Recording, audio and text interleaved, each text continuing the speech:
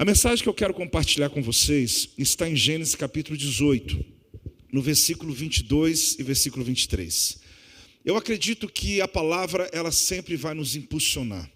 Quando Deus fala, querido, Ele não está comunicando, mas sim, Ele está criando. Eu vou repetir. Quando Deus fala, Ele não está comunicando nada, Ele está criando. Ele não perde tempo para comunicar o que Ele vai fazer. Ele já fala criando, à medida que Ele fala. Tudo que Deus faz, querido, na tua vida não é um acaso, porque Deus não começa nada sem antes ter terminado. Vamos falar juntos? Deus não começa nada sem antes ter terminado. Se você achou Gênesis 18, 22, olhe para mim. Eu digo isso a você porque eu compreendo, em relação ao ministério, que cada um de nós tem uma causa. E o grande desafio que nós temos é encontrar essa causa, esse destino, esse propósito. Ouvindo o pastor Satiro, ouvindo hoje pela manhã, Carlito Paz, enfim, eu estou assim abismado com o que Deus está fazendo aqui. E mais ainda a mesa, quando nos assentamos e vou ouvindo sobre testemunhos ministeriais, que esse é um grande segredo de encontros como esse, que nos estimula, nos faz entender algumas coisas. Eu percebo que Deus deu para cada um uma causa.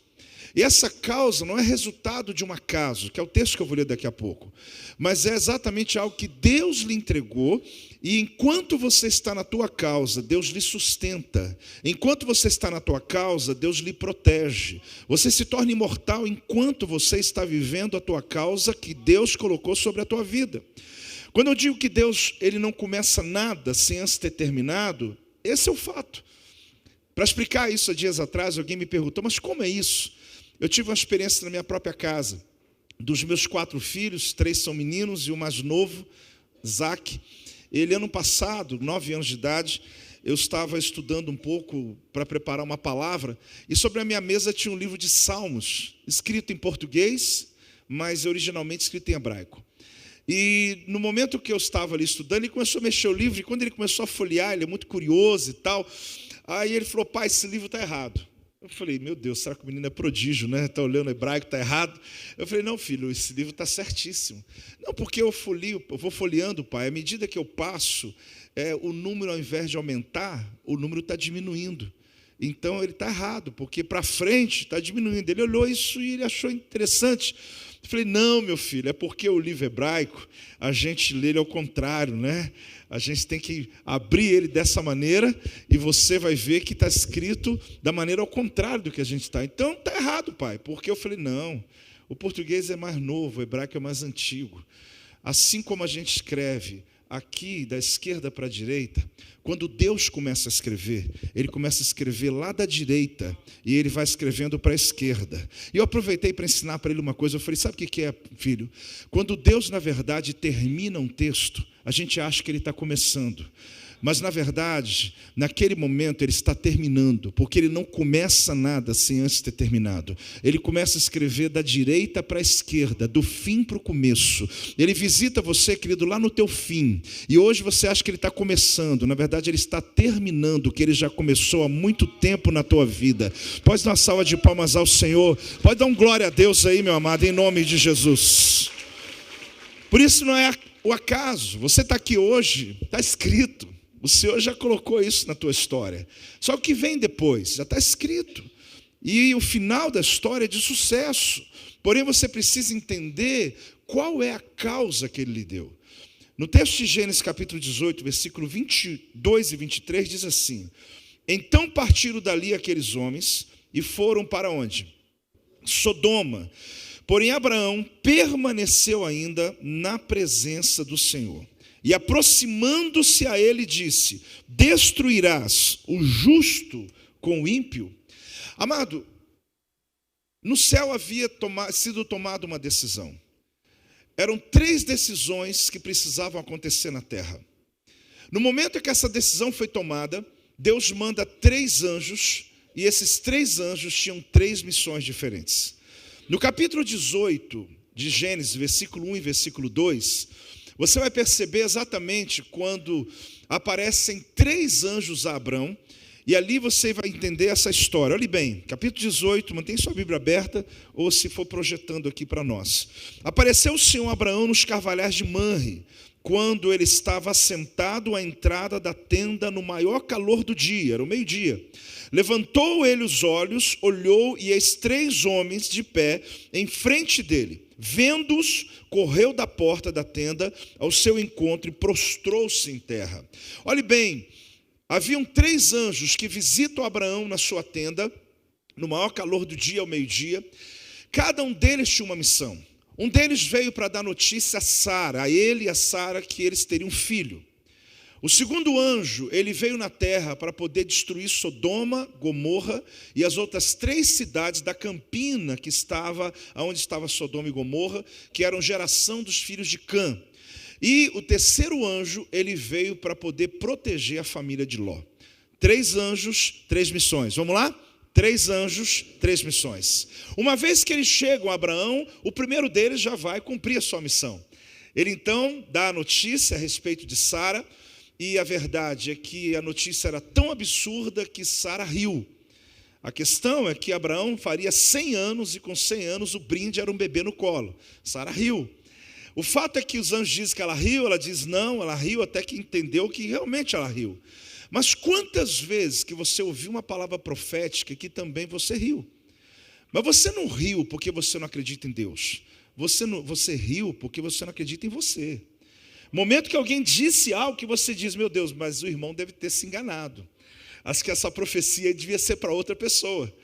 Você pode não ter rido naturalmente, mas por dentro havia uma pergunta dizendo, será que essa palavra é para mim mesmo?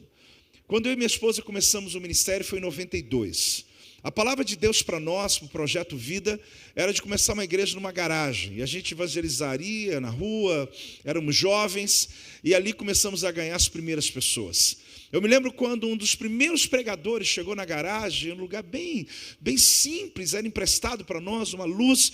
E esse pregador está empolgado, ele está pregando. Eu tinha lá um grupo de umas 30 pessoas, a maioria novos convertidos, não entendia muitas coisas. E de repente ele para e diz assim, eu estou vendo 10 milhares. E o fato é que quando ele disse aquilo, eu falei amém, bem baixinho. Porque, na verdade, na minha perspectiva de formado numa faculdade teológica, se um dia eu tivesse 500 pessoas na igreja, acho que eu pensava assim, eu vou ser um dos pastores mais felizes dessa terra. Esse era o meu paradigma, essa era a minha expectativa. Mas ele foi pregando, e de repente ele se empolgou e falou de novo. Fiquei com pena dele e falei, glória a Deus. Mas, na verdade, por dentro eu estava igual Sara. Eu falei, esse homem é louco. Porque mal eu consigo ter essa garagem com essas 30 pessoas. Se um dia a gente puder chegar a 500 na minha velhice, talvez vai ser maravilhoso. O fato, querido, é que quando Deus libera uma palavra sobre a tua vida, por mais absurda que ela seja, Ele vai cumprir, não é por causa de você, é por causa do caráter dEle. Você tem que entender que não é questão nossa, não tem a ver comigo, com você, tem a ver com o caráter dEle, porque quando Ele realmente fala, quando Ele usa alguém para liberar e precipitar uma palavra em sua direção, Ele está dizendo aquilo que Ele já escreveu na tua história, já está escrito. É interessante que os anos se passaram, não foi da noite para o dia. Muitos desafios, em resumo realmente para você, você é líder, eu posso ir aqui resumindo coisas. Em 2004, olha quanto tempo passou, de 92, 93, 2004. Volta Redonda estava inaugurando um estádio novo, o prefeito estava todo feliz porque ia ter um jogo lá importante. Eu cheguei para ele e falei, prefeito, eu preciso fazer uma reunião antes da inauguração lá. Cabe 20 mil pessoas, eu preciso só de um lado. E eu cheguei para a igreja e contei essa história. A gente estava todo celularizado, havia muita gente na cidade. Hoje somos em 40 igrejas, mas na época era apenas uma, era toda concentrada ali na cidade. E a palavra era, vamos chamar à existência essa promessa. Como tinha um placar novo, roleta, era tudo muito novo, eu falei, vamos fazer a contagem de uma reunião num domingo, onde nós vamos reunir o máximo de pessoas para viver uma profecia. É claro que eu sabia que era um grande desafio. Naquela semana, no culto da quarta-feira, eu pedi para separar um momento com todos os pastores do ministério e comigo lá naquela garagem. 99% deles nem sabiam onde era, nem sabia da história, não sabia nada. Quando terminou o culto, nós entramos na garagem, mal cabia lá dentro, e eu contei a história para eles, 3, 4 dias antes do evento. Aqui dentro, um dia eu recebi uma palavra. Hoje a gente está numa tenda para 3.000 lugares, fazendo 3 cultos, ok, mas a gente estava aqui um dia com 30 pessoas. E um profeta doido, ele disse que via 10.000 pessoas. Eles começaram a chorar e falaram: apóstolo, pastor, me desculpa, a gente estava incrédulo, vamos trabalhar. Porque eu queria que eles fossem comigo, como Davi foi na caverna de Adulão antes de conquistar Jebus. Ele queria mostrar um pouco ali de onde aconteceu tudo. E ali eles começaram a se empolgar e, claro, emocionados com tudo. No domingo, no evento, a gente esperando ali cada ônibus, cada van, cada povo chegando para um projeto que foi trabalhado, claro. Foi marcado um batismo, nós batizamos 770 pessoas naquele estádio. O detalhe é que a contagem, ela estava mais importante do que a adoração lá na frente. E o povo olhava para cá, à medida que cada um entrava, cada caravana ia chegando, 3.000, 4.000, mas não chegava. Eu falava: Deus, e aquele povinho ali ainda, o estádio enorme. Mas, irmãos, por 40 minutos a 60 minutos durante o tempo do louvor, o pessoal do louvor, eu falava: mais um, vai cantando aí, vai cantando, porque, irmãos, quando chegou 10.076 pessoas, a igreja começou a glorificar naquele estádio. Era só um lado, nós não enchemos os dois lados. Deus me deu uma palavra aquele dia. Eu me lembrei da profecia da garagem. Quando eu desci, um profeta me parou no gramado, pastor, e falou assim: eis que vos digo, meu servo, que eu vejo uma grande multidão. Eu falei para ele: agora é fácil, agora é fácil. Eu queria ver você estar lá na garagem comigo, quando alguém não tinha possibilidade alguma, e liberar uma palavra maluca como essa. Agora que você vê a multidão, eu vejo e todo mundo está vendo. Eu me lembrei de Miriam. De quem? Miriam, irmã de Moisés. Ela está aqui diante do Mar Vermelho. A oportunidade, na hora daquele momento difícil, de pegar o pandeiro dela, começar a tocar e dançar, e colocar o povo no nível da fé, era a hora dela. Ela não pegou. Atravessar o Mar Vermelho, ela podia ter aproveitado. Ela não pegou. O pandeiro ficou guardado ali. Quando atravessou, o mar fechou, todo mundo morre, Faraó foge, acabou tudo. Diz a Bíblia que Miriam dançou. Se for lá no Rio, meu irmão, carioca vai dizer: dançou mesmo. Porque ela devia ter dançado antes do mar abrir. Eu quero ver você dançar, querido, com o teu líder, antes do mar abrir. Porque depois que o mar abriu, depois que o pastor Satiro está contando tudo lá, tem muita gente que vai dançar com ele. Mas eu quero ver gente lá atrás, quando não tinha possibilidade alguma, alguém dizer: eis que vos digo, meu servo, que eu estou vendo algo maravilhoso na tua vida. Por isso hoje eu quero dizer para você, talvez você está antes do mar abrir na tua vida, mas eu quero profetizar sobre a tua vida e sobre o teu ministério. Não é por causa de você, é por causa do caráter dele. Toda palavra, por mais absurda que seja, não ria dela, não ria dela, porque você está rindo de Deus, eu sei, está rindo de você, mas Deus sabe com quem ele está lidando. Ele tem uma palavra que vai mudar a história do teu ministério, na história da tua vida, e aqui é o lugar do nascedouro desse projeto. Dá uma salva de palmas se você recebe, dá um glória a Deus em nome de Jesus, dá um aleluia, irmão. Sara riu, mas você sabe o que aconteceu? Quando chega, a notícia foi dada, o primeiro anjo já trabalhou. No versículo 16, se puder projetar, capítulo 18 que eu estou de Gênesis. Quando chega no versículo 16, acontece um fato. Aqueles 3 anjos que estavam na tenda de Abraão, eles olham para Sodoma e Gomorra. Quando eles olham, então eles vão partir agora para a missão deles, que é continuar o projeto decidido no céu. Olha bem, 16, por favor. É isso mesmo? 18 e 16. Tendo se levantado dali aqueles homens, olharam para onde? Sodoma. E Abraão ia com eles para os encaminhar. Presta atenção, Abraão era beduíno. Eu vou muito a Israel, eu amo, mas uma vez eu fui lá para estudar. A Universidade Hebraica deu uma oportunidade para a gente fazer um curso de 21 dias em português, e eu falei, embarquei nela. Eram 7 dias na universidade, 7 dias num outro ambiente e 7 dias na rua, ou seja, nos lugares. Completamente diferente do turismo, de onde a gente vai fazer caravana. E num dia o professor falou assim: olha, vocês levam a mochila porque vocês não vão voltar hoje para a universidade, vocês vão dormir bem longe daqui. Nós disse aonde? Separei minhas coisas, fomos embora, passamos o dia estudando arqueologia, vários lugares. Quando a gente chegou numa tribo de beduínos, nós entramos, eu tinha já curiosidade de conhecer. E ele falou: nós vamos ter uma aula aqui hoje para um professor beduíno. Eu falei: uau. Quando nós sentamos para comer com eles, e a aula era o seguinte: você quer conhecer Abraão? Então conheça a origem dele. Se você quer saber de onde Abraão veio, quer conhecer a mentalidade de Abraão, veja como ele vivia. Ele era um beduíno. E ali a gente estudou sobre Abraão.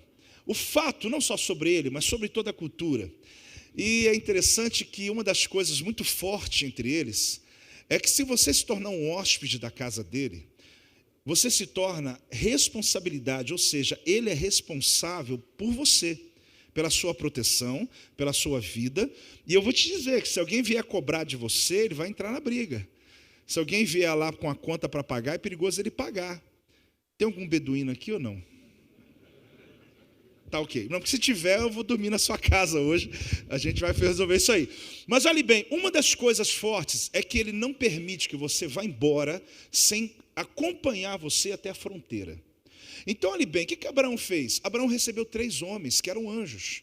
Eu preciso só de 3 homens aqui em cima comigo, bem rápido, só para a gente poder fazer aqui esse movimento e entender. Vamos lá. Só 3, irmão. Tem vindo 1, mais 2, mais 1, vamos lá, 3. Vamos fazer uma dinâmica aqui, está apertadinho, mas fica do meu lado aqui, mais um, mais outro. Quando passar, só não pisa no pedal. Vamos lá. Abraão, 3 anjos. Eles olham para Sodoma. Abraão, então, a Bíblia diz que acompanhou aqueles anjos. Por que ele acompanhou? Porque beduíno é responsável. Ele está dizendo, eu preciso cuidar de vocês. Um já deu a missão dele, que é, Sara vai ficar grávida. E os outros 2? Destruir Sodoma e Gomorra e proteger a família de Ló. Vamos até ali o púlpito, sem pisar aqui, vamos lá. Abraão está andando, caminhando. Quando chega lá na fronteira, olha o que acontece aqui. Vamos ficar aqui, exatamente. Quando chega aqui na fronteira, Abraão, ele toma uma atitude diferenciada. Aí é onde nós lemos, vamos projetar de novo, o capítulo 18, versículo 22 e o versículo 23. Você vai perceber que algo acontece aqui quando Abraão chega nessa fronteira. Então partiram dali aqueles homens e foram para Sodoma. Porém Abraão permaneceu ainda na presença do Senhor. Olha bem, e aproximando-se a ele disse, destruirás o justo com o ímpio? Olhe bem, 2 anjos, vamos seguir para Sodoma, fica você aqui, 2 anjos para Sodoma. Chega até ali perto da bateria, olhe para mim. Esses 2 anjos, querido, foram para Sodoma. Olha o capítulo 19, versículo 1. Olha bem, capítulo 19, 1. Olha bem. E levantando-se aqueles homens dali, e olharam para a banda... Não, acho que está errado o texto. Está no capítulo 19, 1. Olhe bem o 19, 1 aqui na minha Bíblia. Ao anoitecer, vieram os 2 anjos a Sodoma. Depois só tentar corrigir isso aí. Os 2 anjos. Olhe bem quantos anjos chegam a Sodoma. 3 saíram. Quantos chegaram? 2. Quando chegaram lá, estava Ló sentado à porta da cidade. Porém, a Bíblia não fala sobre esse anjo aqui. A Bíblia só fala que Abraão permaneceu na presença do Senhor.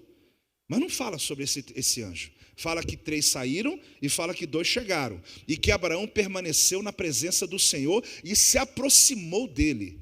Aí você descobre que naquele dia não eram 3 anjos. Um deles era o próprio Senhor, que havia descido com os anjos e havia trazido a notícia mais importante, geracional, que precisava ser trazida naquele momento. Era o próprio Yahvé, era o próprio Senhor que havia trazido, porque existem níveis de palavras na história do teu ministério, como na minha, aquela época, naquela garagem, que não foi anjo que veio trazer para você. O próprio Yahvé veio trazer para você um destino para o teu futuro, para a tua vida, que mudou a tua história. Muitos anjos entraram no caminho da tua vida, mas houve momentos que foi o próprio Yahvé Elohim, o Todo-Poderoso, que veio em sua direção trazer uma palavra de destino para você. Quem está comigo até aqui, diga um amém. Agora vamos lá. Aqui está o próprio Senhor. A Bíblia diz que Abraão, ele acompanha. Quem está acompanhando é porque está do lado. Agora, se eu estou do lado, como que eu vou me aproximar de alguém que já estou perto? Porque você pode estar do lado, mas não está próximo. Tem muita gente, querido, que trabalha para Deus, mas não significa que ele está servindo e próximo a Deus. Tem muitos pastores que hoje gastam tempo trabalhando para Deus, mas lhe falta intimidade com Deus. O que é importante você entender aqui é que quando diz o texto que ele aproximando-se, olha bem, o original hebraico, ele está trazendo o sentido como alguém que está indo ao tribunal defender uma causa. A palavra original ali significa que eu estou me posicionando. Aproximando-se a ele aqui, não significa adorando a Deus, ajoelhando e adorando. Isso ele fez lá na tenda dele. Significa, se você comprar a Bíblia Mensagem, aproveita e lê o texto na Bíblia Mensagem. Depois você não deixa de ler, não. Você vai ver que a Bíblia Mensagem, Peterson vai dizer o seguinte: e Abraão interrompeu o caminho do eterno. Lá está mais claro para a gente entender. Ele aproximar para nós parece adoração. Não, ele interrompeu o caminho do eterno. O sentido original é alguém que põe a mão no peito de alguém e diz: não vai passar daqui. Agora eu quero te perguntar uma coisa. Como que alguém interrompe o caminho do eterno e não morre? Como? Se alguém tocou a arca, morreu. Se alguém levou fogo estranho, morreu. Como que pode alguém parar na frente do eterno e começar a questionar? Porque Abraão, será que perdeu o temor? Não, eu já te explico. Será que Abraão agora aqui, ele está se sentindo tão importante? Não. E como Deus não o mata ali imediatamente, e pelo contrário, Deus está disposto a ouvi-lo. Sabe por quê? Os três podem sentar, muito obrigado, queridos. Olhe bem, preste atenção no que está acontecendo aqui. Abraão, ele está chamando aqui o Senhor. Projeta para mim o 18 e 25. Você vai ver que ele chama esse Senhor que está na frente dele como juiz de toda a terra. Então não é anjo, é o próprio lá. Longe de ti que faças tal coisa, que mates o justo com o ímpio, de modo que o justo seja como o ímpio, esteja isso longe de ti, não fará justiça. Quem? O juiz de toda a terra. Ele está falando aqui com esse Senhor. Ele está chamando esse Senhor de juiz de toda a terra. Por quê? Porque ele já entendeu que não era anjo, era quem decidia. Mas o fato é a postura dele de parar aqui e dizer: olha, eu quero fazer perguntas ao Senhor. Aí a gente precisa entrar em alguns entendimentos claros e muito objetivos. Abraão não morre, querido, porque ele estava dentro da causa dele. Quando Deus deu uma visão a Moisés, deu a quem?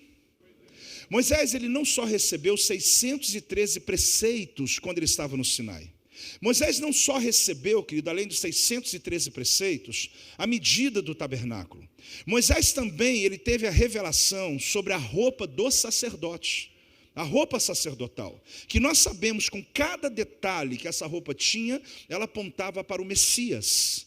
Cada detalhe do tabernáculo apontava para o Messias. Era tudo excelente, porém o sacerdote ficava descalço. Você sabe que modelo dos sandálias não tinha, porque ele sempre precisava entender um princípio. Eu posso alcançar o maior nível da excelência, mas eu não posso esquecer a simplicidade. Eu posso alcançar o maior nível de onde Deus me levou, mas eu não posso esquecer de onde eu saí. Todo dia descalço. Ele estava na roupa que valia milhões, já fizeram cálculos ali, mas descalço, pisando na areia, na terra, na argila, para se lembrar quem é você no meio dessa história. Porém ali, cada detalhe da roupa nos daria uma vigília aqui. Porém eu vou falar só do peitoral. O peitoral, querido, ficava pendurado nas suas ombreiras, aonde ali havia quantas pedras? 12 pedras, que representava as 12 tribos. Eram da mesma cor? Não. Mesmo tamanho? Muito menos. Tirado do mesmo lugar? Muito menos.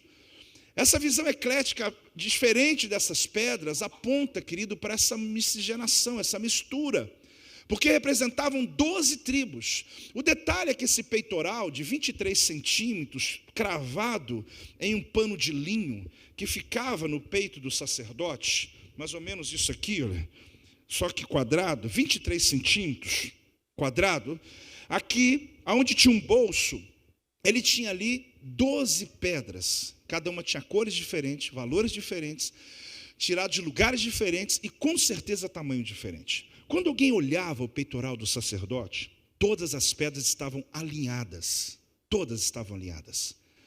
Ali, quem olhava de longe, viam pedras alinhadas, mas tinha um bolso, inclusive 2 pedras chamadas Urim e Tumim guardadas lá dentro. Quando o sacerdote abria o bolso, lá dentro as pedras estavam deformadas, porque elas não foram esculpidas perfeitamente, elas foram colocadas perfeitamente, mas elas continuaram sendo do tamanho que elas foram antes esculpidas.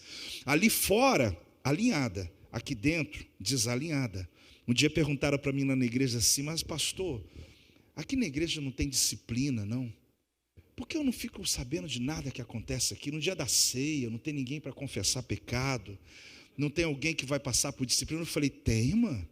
Não, porque a gente não fica sabendo de nada. Eu falei, então minha equipe está de parabéns. A minha equipe está de parabéns, porque tem sim, tem pessoas que estão passando por suas lutas e nós ajustamos a vida deles. Mas eu nunca soube de nada. Eu falei, então está ótimo. Sabe por que ela nunca vai saber de nada, irmãos? Porque quem olha dentro do bolso e vê a deformidade do teu povo é só o sacerdote. O povo não vai ver isso, o povo vai ver as pedras alinhadas, porque as pedras alinhadas é o que eles têm que ver.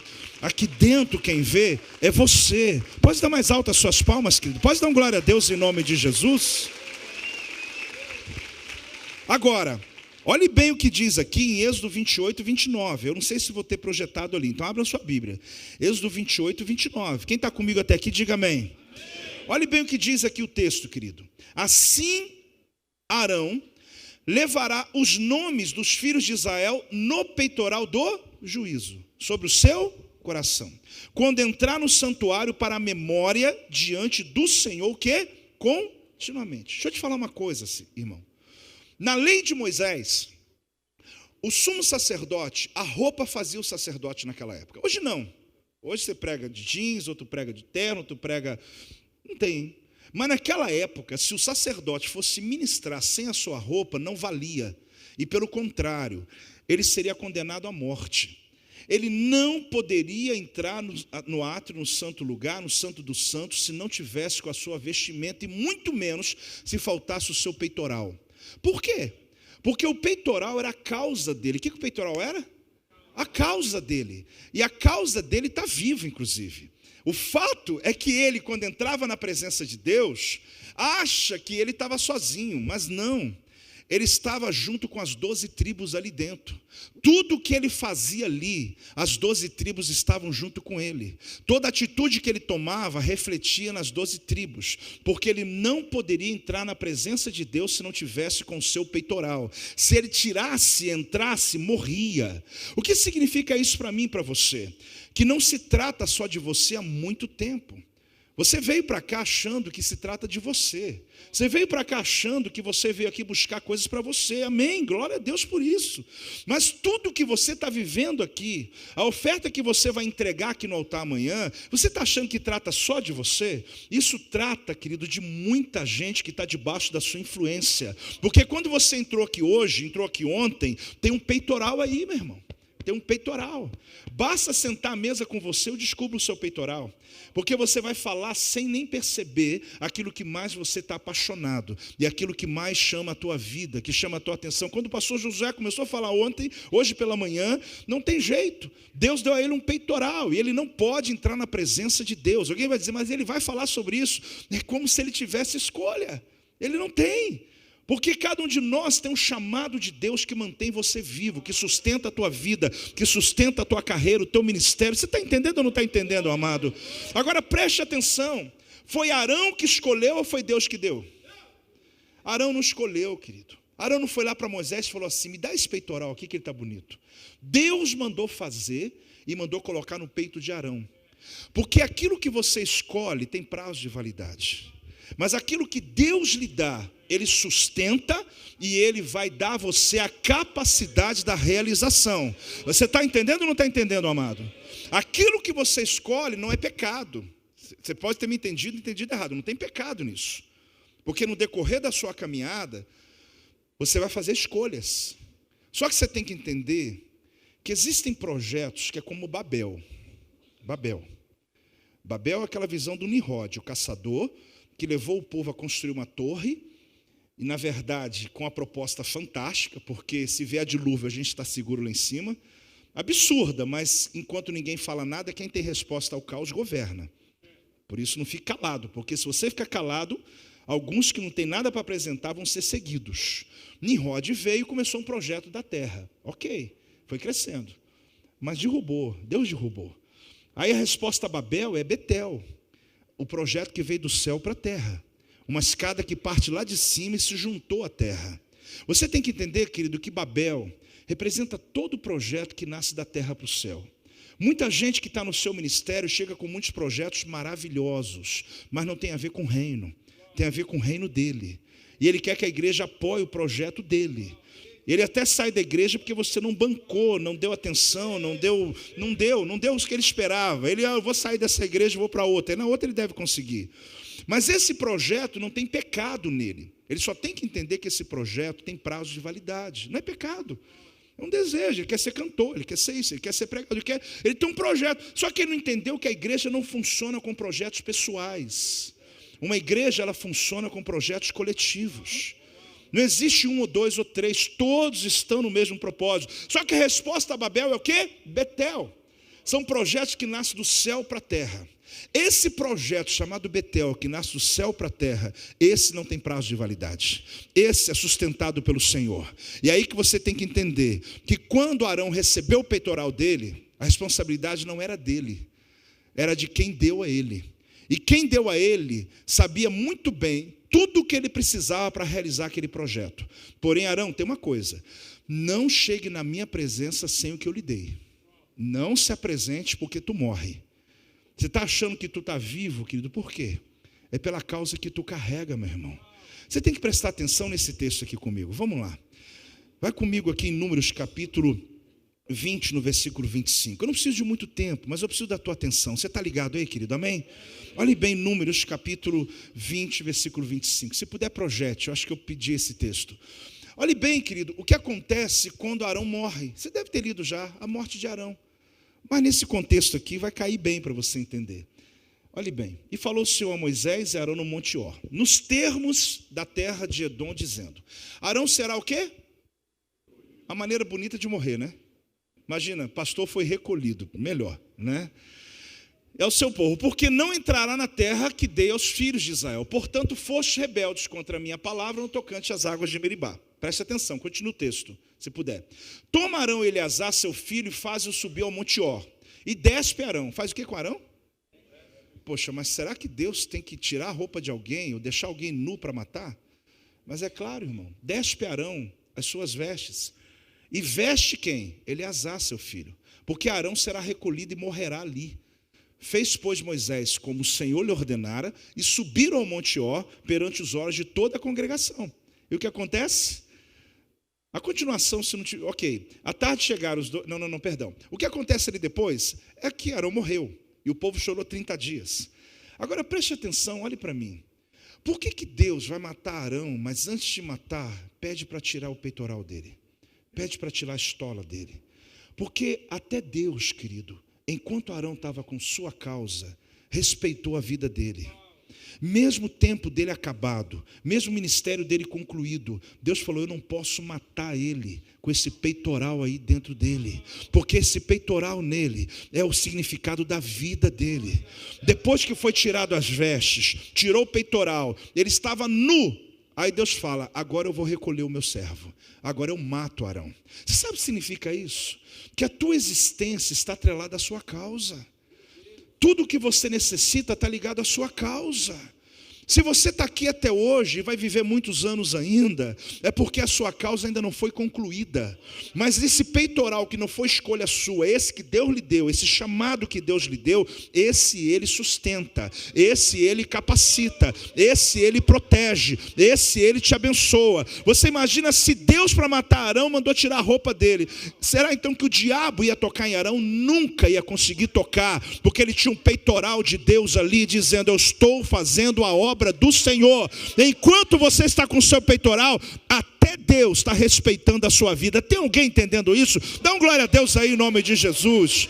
Dá uma salva de palmas ao Senhor em nome de Jesus, meu amado. Você não precisa de abusar. Você não precisa de abusar e sair de peito aberto aí no meio do tiroteio e dizer: vai dar tudo certo. Eu prego em muitos lugares, eu tenho diminuído um pouco a agenda pela igreja local, família, mas de vez em quando não tem jeito, eu tenho discípulos em muitos lugares. Um dia eu estou lá embaixo no Rio, conheço pouco o Rio, eu sou do interior. Eu vou muito, mas eu vou sempre alguém me levando. Eu estou no lugar, tirei uma foto, publiquei, marquei o lugar. Quando eu acabei de marcar, meu telefone toca. Um discípulo lá de cima falou assim: apóstolo, pelo amor de Deus, o senhor está onde? Eu falei: estou aqui na igreja, vou pregar daqui a pouco. Mas o senhor marcou aí Gogó da Ema. Eu falei: Gogó da Ema, você vê que bonito o nome? Gogó da Ema. Aí ele falou: mas o senhor está no Gogó da Ema, apóstolo? Eu estou quase descendo já, armado para tirar o senhor daí. Eu falei: não, calma, eu vou pregar daqui a pouco, vai dar tudo certo. O apóstolo, sabe o que chama Gogó da Ema? É porque eles cortam a cabeça aí, pastor.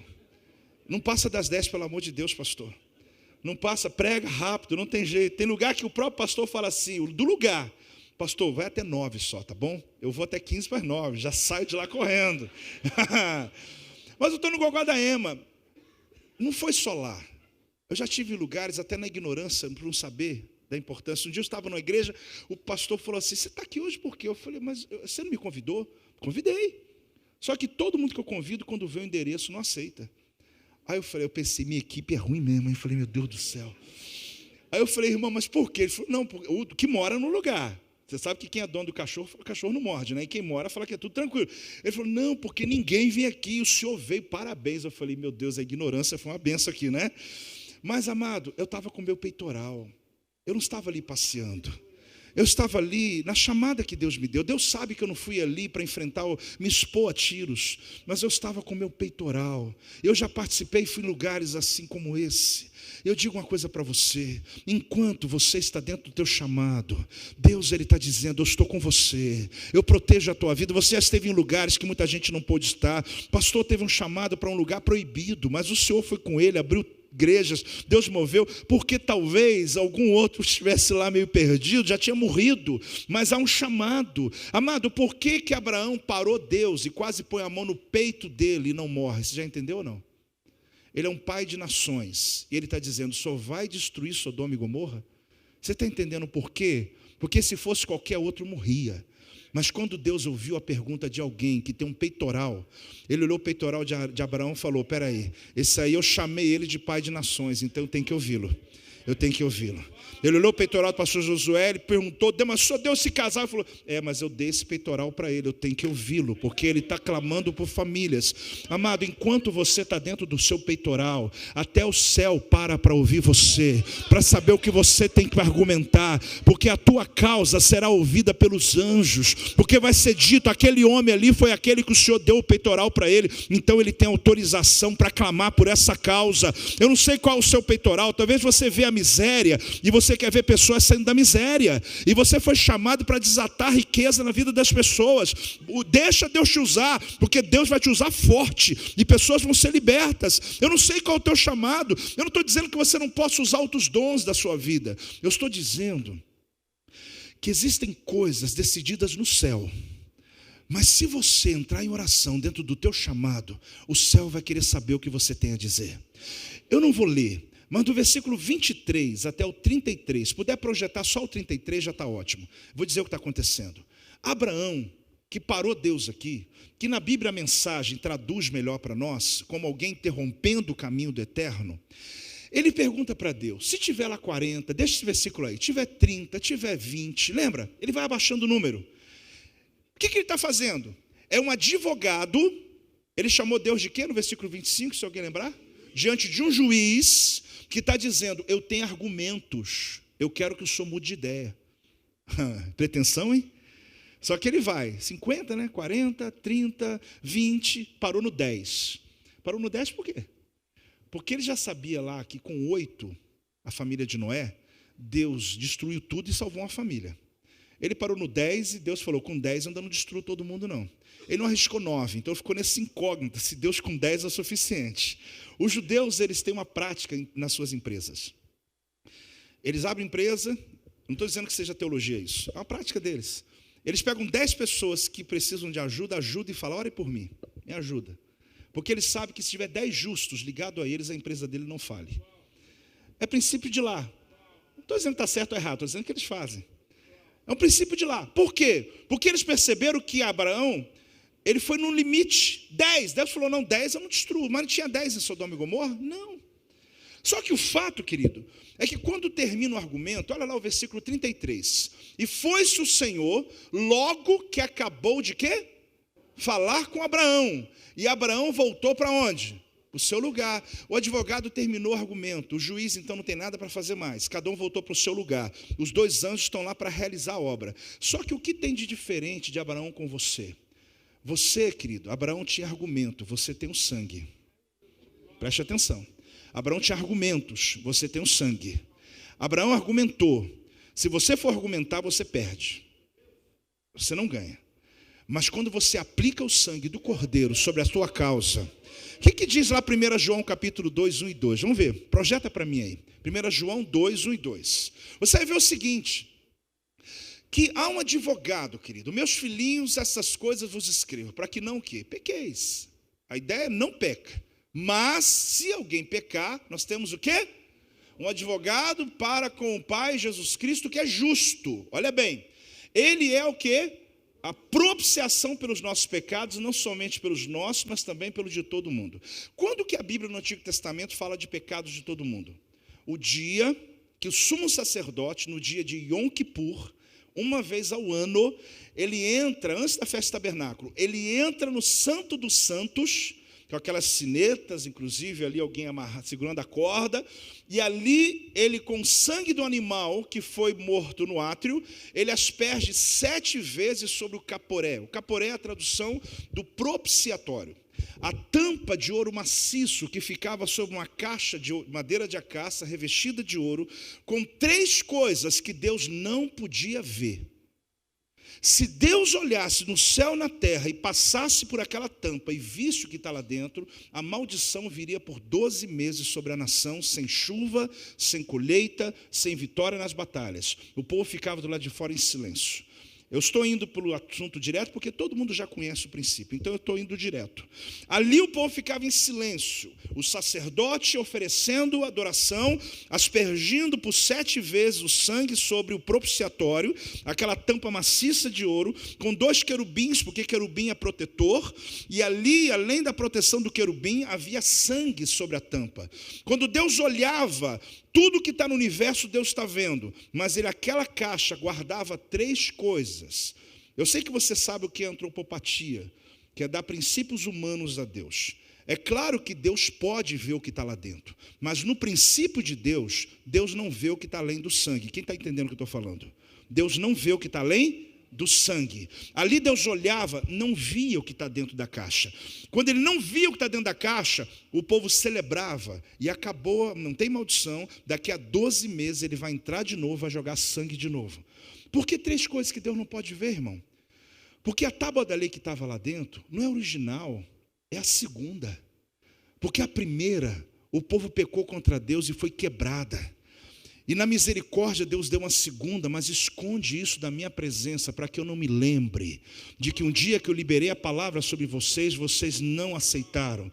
A vara de Arão está lá florescida. Uau, que tremendo! Tremendo não, querido. Deus levantou um líder e o povo duvidou. E para provar para o povo que a palavra dele é verdadeira, teve que fazer uma madeira florescer. Você acha isso lindo? Você acha bonito esse sinal? Deus fez por causa da misericórdia, mas Deus não precisa fazer a segunda vez uma coisa que ele já falou a primeira vez. E ele deixou, esconde ali para que eu não possa ver. O dia que eu levantei um líder, vocês não honraram como deviam honrar, eu tive que vir e de alguma maneira trazer uma confirmação. O que tinha mais lá? Um pote de maná. Ah, mas aí ele tinha que ver. Não, o povo chamou aquilo de pão vil. Disse que aquilo ali não prestava para nada. É como no Rio de Janeiro, ou como qualquer lugar, pega o salário e fala, essa merreca aqui não dá para nada. É claro que ninguém faz isso aqui, mas ele está dizendo, o dia que eu sustentei vocês, vocês não creram, esconde da minha presença. O dia que eu dei a palavra, o dia que eu levantei um líder e o dia que eu sustentei vocês, não me honraram, está tudo guardado dentro de uma caixa. A única coisa que esconde é uma tampa chamada propiciatório, com sangue sobre ela, que não permite Deus enxergar. Aí vem João e fala assim, ele é o meu advogado, porque ele é o meu propiciatório, ele é a minha propiciação. Porque quando ele olha lá de cima, se ele visse o que está dentro dessa caixa aqui, meu irmão, ai de mim. Se ele visse o que está dentro dessa caixa aí, ai de você.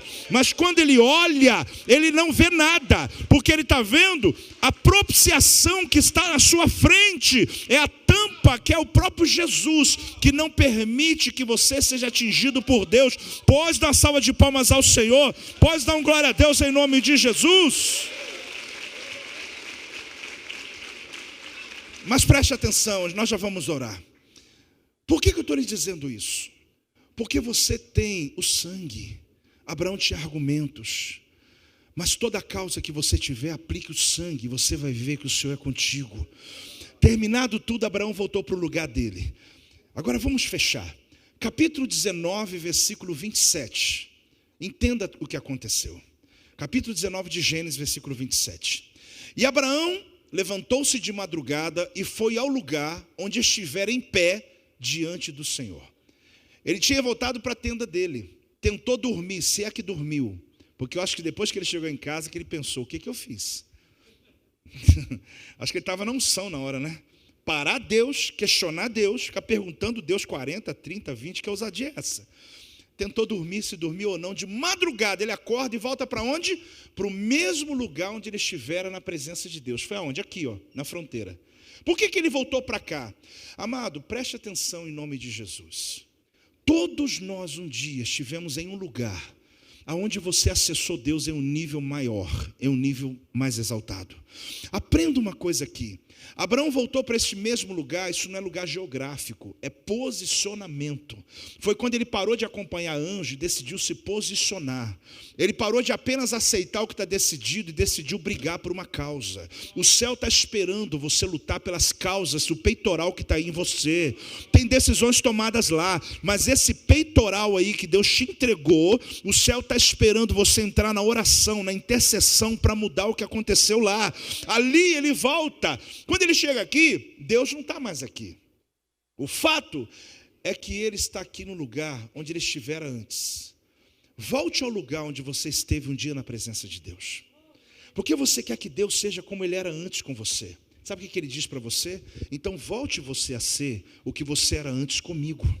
Porque se você voltar a me buscar como me buscava, eu vou te surpreender. Eu não vou ser como eu era antes, eu vou ser maior ainda do que eu era sobre a tua vida. Muitos chegam a dizer, não, mas naquela época era tremendo, eu tive experiências com Deus. Mas por que não tem mais? Porque você tem que voltar ao lugar. É aquela montanha, aquele quarto, aquela cidade, aquele país? Não. É um posicionamento que você tinha com Deus, que você não negociava as coisas, que a tua motivação era outra. E quando ele volta aqui, versículo 28, e contemplando Sodoma e Gomorra e toda a terra da planície, viu que subia da terra fumaça, como de uma fornalha, ou seja, não teve jeito. Sodoma e Gomorra está queimando, acabou. Abraão tinha argumento, mas você tem o sangue. Mas fechando o assunto, olha bem, ora, aconteceu que destruindo Deus as cidades da planície, lembrou-se de Abraão, e tirou Ló do meio da destruição. Peraí. Ele lembrou de quem? E livrou quem? Mas por que ele lembra de Abraão e não livra Abraão? Porque Abraão já estava na posição. Quando ele lembra de Abraão, ele vai livrar Ló. Porque tem muito tempo que não se trata só de você. Quando você está aqui essa noite, querido, tem gente lá na sua casa essa hora. Tem gente que teve livramentos hoje por causa de você. Houveram livramentos por causa da sua posição. Acredite que eu vou dizer a você, você tem um peitoral aí. Aqui entrou a sua casa com você, filhos, netos. Quando você vem aqui buscar, toda hora que tem um apelo, alguma coisa, aí eu estou indo sozinho. Acha você que veio sozinho. Você trouxe com você teus discípulos. Você trouxe com você teus filhos. Você trouxe com você tua geração. Porque tem um peitoral que a tua atitude, quando Deus se lembra de você, Deus livra eles lá fora. Deus abençoa eles lá fora. Amado, preste atenção numa coisa.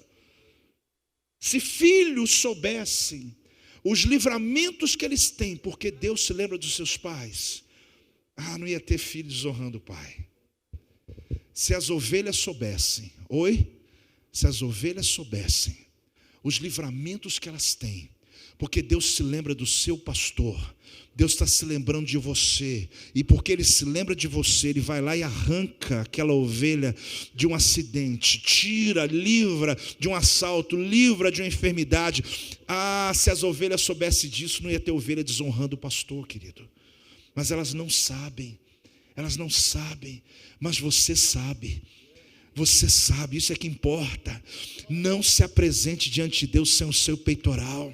Ele não ficou em casa, ele não ficou lá no ministério, ele não está lá no seu púlpito, ele está aí com você agora. A atitude que você vai tomar hoje, a atitude que você vai tomar amanhã de manhã, quando o pastor falou, eu sou empolgado com essa questão da semente, porque toda a história do meu ministério começou com semeaduras. E tudo que é desatado na minha vida é com semeadura. Em conferências como essa, eu tomei decisões que foram fundamentais para mim e para a minha geração de discípulos. Uma igreja de bairro, começada numa garagem, com mil dificuldades. Mas eu compreendi que eu precisava ser desatado para desatar. E eu quero que você entenda uma coisa: qualquer nível de posicionamento que você toma representa todos que você está pastoreando, que você está influenciando, é o seu peitoral. Mas preste atenção, Ló merecia ser livre? Não. Porque você tem que entender um princípio básico, e já termino. Quando Deus encontrou Abraão, ele estava na frente da tenda, porque Abraão acreditava na família.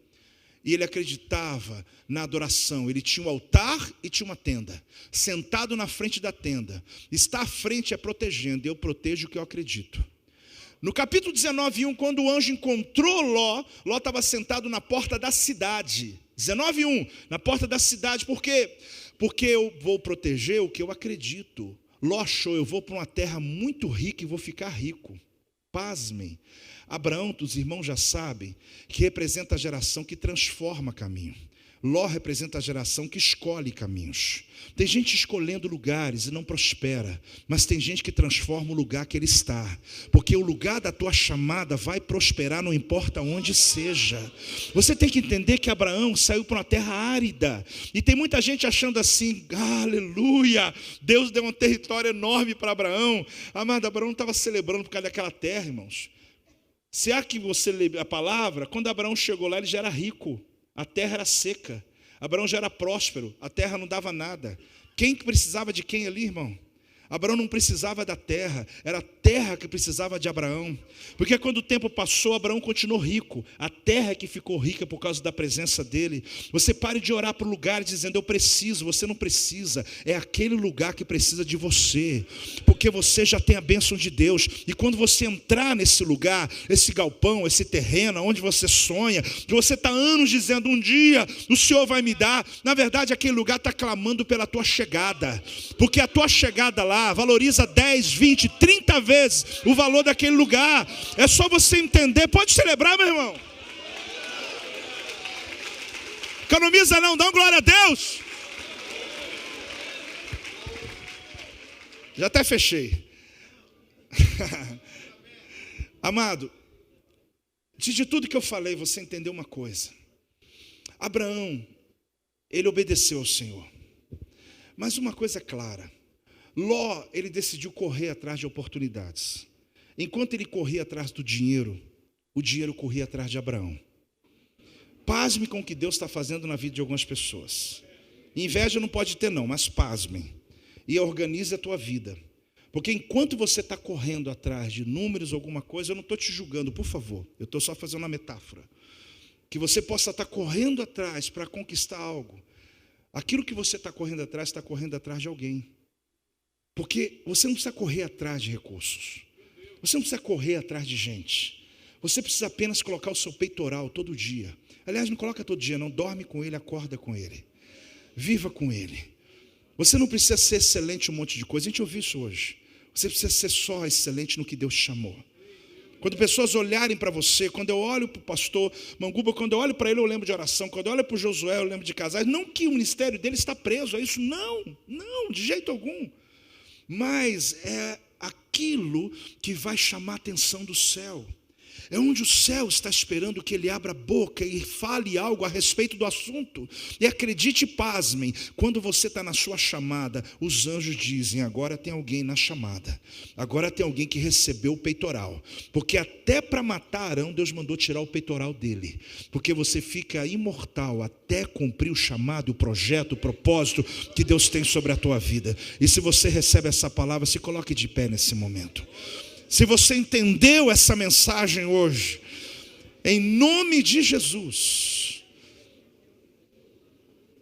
Abraão interrompeu o caminho do eterno, mas não morreu. Por que não morre? Porque ele estava lutando pela causa que Deus deu a ele. Se ele entrasse numa causa alheia, ele perde. Muitos líderes, Deus está mandando falar sobre isso agora. Muitos líderes, querido, estão perdidos. Porque tentou encontrar um modelo de sucesso, um modelo de modelagem para seguir. Mas não é a sua modelagem, não é a tua chamada, e tentando arrumar recursos para uma causa que Deus não te chamou, e a conta fica negativa, não tem jeito, as contas não batem, os projetos não batem. Antes de qualquer coisa, dá um passo atrás e fala: Deus, me faça ver o que de verdade eu nasci para fazer, porque o peitoral que tu escolhe, Deus não sustenta, mas aquele que Ele te deu, fique em paz. Esse Ele não só te sustenta, Ele te protege, te capacita e te dá alegria. Tem gente que fala assim: mas como é que ele ri com uma coisa dessa? Como é que o pastor Satiro fala desses assuntos rindo, com entusiasmo, como se estivesse indo, não para Butão, mas estivesse indo para Miami. Vai para lá como se estivesse indo. Mas não tem jeito, irmão. Quando Deus te batiza com o peitoral, Deus te batiza com o prazer da realização. Por isso tem muita gente frustrada, fazendo o que não gosta, como se estivesse pagando uma punição, uma penitência. Ministério não é penitência, ministério é prazer, querido. Ministério é prazer, prazer. Eu perguntei ontem, eu estava conversando com os pastores num discipulado e falei: olha, se o teu problema não fosse dinheiro, o que você faria nos próximos dias da tua vida? Porque se você disser: eu largo tudo para fazer outra coisa, tem coisa errada na tua vida. Porque aquilo que eu faço, o pastor falou agora há pouco, posso ter 1 milhão, 2 milhões, eu vou continuar vendendo livro às pessoas, porque é assim que funciona.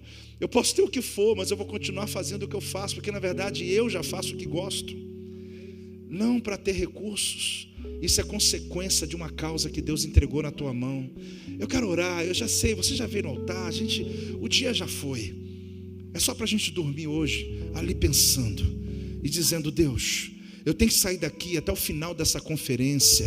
Eu preciso entender qual é a minha causa, porque se eu estiver nela, eu não vou ficar preocupado com sucesso alheio, eu não vou ficar em crise porque aconteceu tal coisa, eu não vou ficar pedindo recurso. Deus vai me abençoar e Ele vai me sustentar.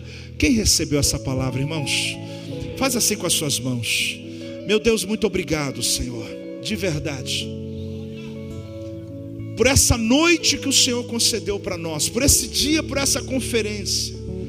Eu me sinto grato, Deus, de viver esse momento, porque ele representa mudança na história da nação. Porque o que está aqui representado, uma liderança que vai provocar mudança na sua geografia, meu Pai.